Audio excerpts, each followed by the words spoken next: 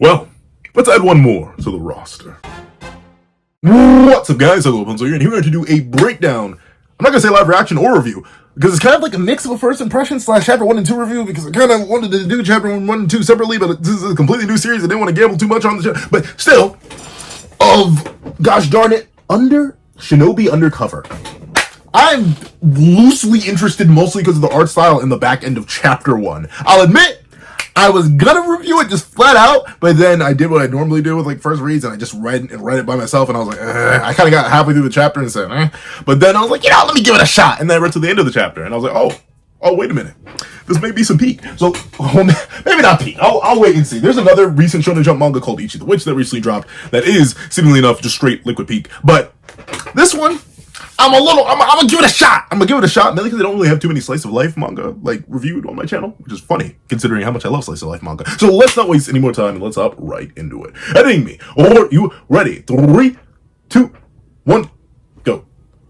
What's up, guys? The guy with a pencil here. Fun fact: I do mean to have it on me and keep it on me at all times. And another fun fact: ninja are very popular, just like in general. So I'm honestly shocked that I haven't heard of a concept like this before and haven't seen the execution before. But then again, my range of knowledge is admittedly small. So here we are with Shinobi Undercover. Now, initially, I was, like I mentioned, I was a little bit, but the first thing that grabbed my attention was not the fact that the story is done by Ippon Takeguchi, I'm assuming Takeguchi, but it was the art by Santa Mitarashi. Now, once again, I know y'all may be sick and tired of me glazing, but their art is really, really good. And notably, it's good in the fact that it's refined. Honestly, this is a manga where I'm interested to see how the artist starts to cliff themselves. Because, like, notably, if you look at certain other manga artists, you'll see, like, okay, I can see areas and room for growth and development. And then, typically after they get a little bit into their series, you can like look at their later chapters compared to their early chapters, see how their art style shifts, and see the refinements that they build towards themselves. Because that's naturally with like anything in life, the more you do something, the better you, not necessarily better you get at it, but your skills will typically develop. You'll understand new things about it. Bada bing, bada boom, bada bing, bada boom. But overall, Mitarashi Sensei already seems to have a fantastic comprehension of like almost darn near everything, from character posing to dynamic action to honestly, even backgrounds, which is crazy. Like, maybe this is just because it's the first 2 chapters, but the backgrounds have been solid. Like, there are very few panels without backgrounds that are not explicitly detailed. Once again, I have no idea what the assistant situation is looking like. I only see Mitarashi Sensei listed as the main artist. But, of course, there are many scenarios where artists have assistants, and typically assistants who specialize in different things, so maybe there is a background assistant, and if so, they're fantastic at their job. But overall, the artistic quality of Shinobi Undercover is fantastic for these first 2 chapters, and considering just the consistency across both of the 2 chapters, I don't think I'll have any complaints about that. For the characters, I'll admit, his archetype, what is even his name? That's the thing, I read these a while ago, and I was like, let me zone out. Let me see. Good job, Yodaka. Yodaka, our presumable MC. I'm assuming the target, the mission, the insert here, is the deuteragonist, considering we don't know much about her, but we know pretty much everything about Yodaka, except, his backstory, how he became a ninja. But ultimately, Yodaka, he's not my favorite kind of archetype, but admittedly, as a guy who was once socially awkward, I know that sounds surprising to some people. And honestly, I'd say to some degree, yeah, I'd say to some degree I still am pretty socially awkward. I can relate. And maybe that's why I don't like the archetype, because I'm like, I see me, and not in the good way. But ultimately, he's a character with a lot of potential. Naturally, especially in chapter 2, where we start to really dive into how he expresses that potential, I'm intrigued to see where he goes, considering he's already developed quite a bit in terms of developing the relationship with the target. Yodaka's work is very, very interesting. For the target, whose name what's her name? Yodaka is a public safety ninja tasked after the mission. One must be kept in total secrecy, even if from the one he's meant to protect. However, he faces a problem. Want to be friends with me? Let me talk about it. Yodaka is hopeless when it comes to human interaction. Why didn't you just say yes? Didn't you tell her to befriend you? But ninja, where is her name? Gosh darn it. What is her name? What is her name? What is her name? Where is it? Gosh darn it. Let me see. Please take care at school. Please watch your step, my step. Not a little kid. Maybe she'll watch my step. Your assignment. Owie? Is it Owie or is it Ow? I feel like Ow is there's no I. Owie? I'm gonna say Owie Mukai. She's interesting. She's interesting for what is established by the end of chapter 1. Now, of course, I first took a look at this manga, and I know it's bad. You may be like, Pencil Man, you should know better enough to judge a book by its cover. But I was like, I was judging the book by the cover. I was like, boy loves girl story is fine enough. I kind of like the blue box art style more. I think I'll just keep reading that. But there's an interesting concept raised by the end of the chapter. Obviously, naturally, the whole premise of the series is that Aoi Mukai, I'm just going to call her Mukai, because I'm not sure how to say Ao or Aoi or whatever it's supposed to be. But Mukai needs to be protected from, like, a lot of people. Like, notably, the first person that we see is a fake teacher who comes in to immediately execute her. Why? We don't know. We have genuinely no idea why. And notably, the plot only thickens by the end of chapter 1. Not by this. I'll talk about why I'm going to review the series now. This is a very big reason of it. But the actual reason is mainly because bada bing, bada boom, bada bing, bada boom. This is it right here. Wait, please! You're that girl's bodyguard or something, right? You should quit. Something's not right about her. Look, do you even understand the privilege and wealth she's at the center of? She's got a price on her head in the underworld, and she hasn't got any parents or siblings. She's all on her own. Nobody will help her. Intriguing. I want to know why. So overall, if I had to pick between which of the two main characters I like more, it is Mukai, if only for the mystery. Yodaka, once again, he does seem to have great potential for a character, and chapter 2 already starts to develop the character in an interesting way, showing his willingness to be the friend of Mukai, especially overcoming his innate fear of friendship, which is, hey, I understand it. Making friends is hard, especially when you are socially awkward. Trust me. I know firsthand. But with that being the case, I'm intrigued to see where this one's gonna go, if for the fact that her being completely isolated, yet having some sort of connections and fat bands, is intriguing to say the very least. Notably, she does have a private driver. She does not come to school in a bus or anything like that. And once again, I have no idea about Japanese school culture. I'm American, and I haven't looked. But with it being the case, I don't think it's normal to have a personal driver. I don't think it's normal to not have parents. I don't think it's normal to not have siblings. Well, maybe it is kind of normal. There are a bunch of only children out there. But ultimately, her being entirely alone in the world, and being alive, and also being as clumsy as she is, all of it seems strange, manufactured, a bit artificial. And that's what intrigues me the most. Notably, I love a good mystery. That's what your boy loves first and foremost. And a good mystery is laid out in Mukai, the character, and I'm interested to see how that goes. I'm interested mainly to see how Yodaka interacts with it. Naturally, chapter 2 is a lot more of a personal tale in comparison to the more so high stakes. Here's the mission. Here's what's going to happen if you fail the mission, aka the end of Mukai. This chapter sets up the dynamic between Mukai and Yodaka, and ultimately Yodaka as the proper protector. Meanwhile, sticking with people who aren't necessarily trying to slaughter Mukai or anything like that, but the more typical high school bully who's older. So I don't get it. I've never got that, but you know, the older student who picks on the younger student. That's what we get here, and we notably see Yodaka's reaction to it, and very particular his negative reaction, but in association as being Mukai's friend, as Mukai extended the offer. And notably, Yodaka was even forced on the idea of being her friend for the fact that the initial people who were supposed to be her friends, I'm not going to say sucked at the job, but they fumbled, like, heavily. Like, they really fumbled the bag. And ultimately, I think Mukai essentially saw through them. Once again, the characters playing a lot more airheaded than I genuinely believe they are. I think they do, know certain things that are beyond our current level of understanding. Because once again, a thing that's established in this universe is that ninja are not just like something you can buy. They're actually under control by the government.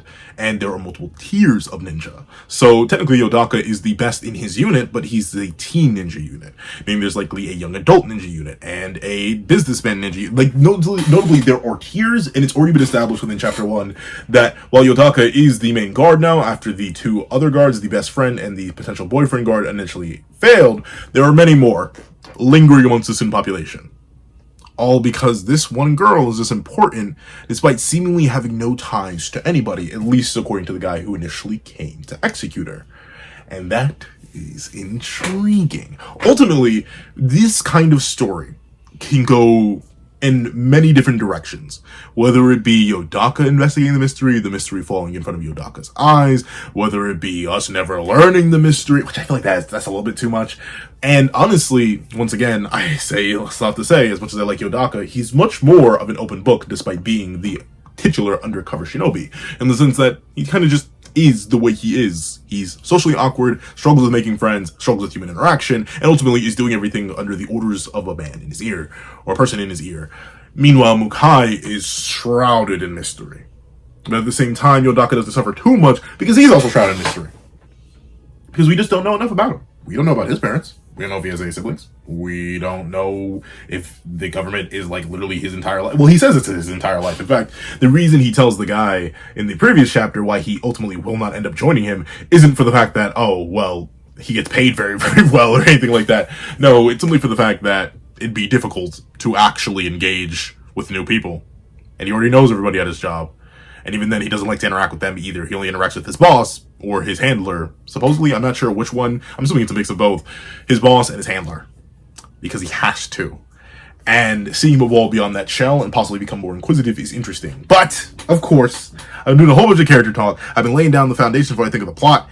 But, this is what gets me. Now, obviously, I don't think this will be a primarily battle manga, just by the nature of chapter 2 and a majority of chapter 1. Like I said, I got maybe about here before I kind of like zoned out when I was first reading the chapter on an initial pickup. But once I forced myself all the way through, this is what caught my eye. And you may be wondering, Pencilman, it's called Shinobi Undercover. You do know what Shinobi do, right? They do be fighting. And obviously, he's there on a bodyguard mission. Like, clearly, he's going to be fighting a whole lot. So what do you mean this ain't about a manga? I don't know, just once again, it mainly is based off chapter 2, and I know I'm going off a straight binary right now, like I'm looking at chapter 1 and chapter 2. Obviously, chapters can have different tones, and we're still in the setup phase, but I just don't necessarily see too much action. But, like I mentioned earlier, Mitarashi-sensei, am I saying their name right? Is that even their name? Gosh darn it, I'm going to struggle with these names. Let's see. Mitarashi-sensei has a fantastic way of displaying action and dynamism. And notably, this does carry well into chapter 2 with the interactions with the main bully, who ultimately ends up being the target of Yodaka. And like I said, I am no pure arbiter or judge of truth or character, or writing for that matter, or anything. But I do love me some good art, and some good action, and some good dynamic posing, because I struggle with all of that. And with that being the case, I do like how it's being played, and how well the characters and their forms and function are being used. This is why I'm reviewing Undercover Shinobi, or Shinobi Undercover, because I like its action, as sparse as I feel like it will be. Once again, I feel like, if anything, unlike a Jujutsu Kaisen where it's like maybe 75 to 80% action and then 20% character interaction, I'm going to say this one's probably going to be about 75 to 80% character interaction and then 20 to 25% actual action, just based on how the manga's shown so far, but that's fine for me. Once again, I did pick this up initially mainly because I did kind of want a slice of life, and it just sounded slice of life-ish, and reading the first chapter, it does seem mostly slice of life-ish, but it has the underlying mystery. It has the implications. It has the future plot points built in real well. It has the mystery, and it has potential. Once again, with the groundwork already being laid as early as chapter 1, that there are multiple ninjas, and there are multiple people who are all going to be coming after Mukai with different movesets, different abilities, and Yodaka is already quote-unquote the strongest of his respective unit. I'm intrigued to see how that's going to play out on a macro scale, especially with the failure of the 2 previous guards, considering they're likely currently out of a job outside the main condition of watching Mukai alongside Yodaka. So character conflict writes itself, mystery has already written itself, and action. A beautiful trio. A trio good enough for me. But, of course, that is what I think. Please what you guys think in the comment section down below. If anyone's watching. But, like, in the comment section down below. And let me know. Are you going to pick up Shinobi Undercover? Are you going to watch any of the reviews I do of it? Or are you going to be like, Pencil, stop picking up manga. Regardless, please let me know all that and more in the comment section down below. If you made it all the way to the end of this video, please do me a favor and leave leave Undercover Shinobi. Leave Undercover. This is so stupid. Leave Undercover Shinobi in the comment section down below. Thank you so much for watching. Please leave a like, share, comment, and subscribe. Make sure you hit that little notification bell so you don't miss out on any videos that come to the channel. Also, I do happen to have a picture down below where you can support me for as low as $1 a month. Things like exclusive videos, early content, and more. You can also now become a member of the channel for as low as $3 a month to get the same perks and more. So those perks include the live reaction to every other series I happen to review, and free variations of all my videos, and if you become a $25 patron or a $25 member, you can order whatever video you want. Also, I do have a link to my Ko-Fi in the description down below where you can drop 5 beans for a short video, 25 beans for a long video, or any beans at all. Any support is always greatly appreciated. Now, I'd like to thank you so much for watching once again, and I hope you guys have a wonderful day. This is Back with the Pencil, writing off.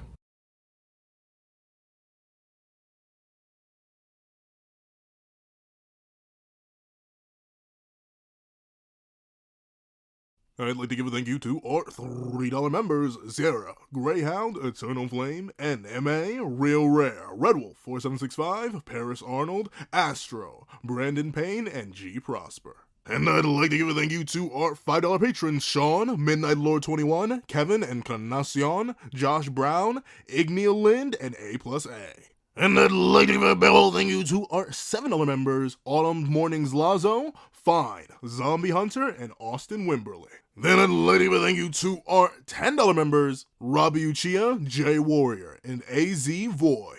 Then I'd like to give a big old thank you to our $10 patrons: Overlord Zero, Joaquin Munoz, and Idem Okami.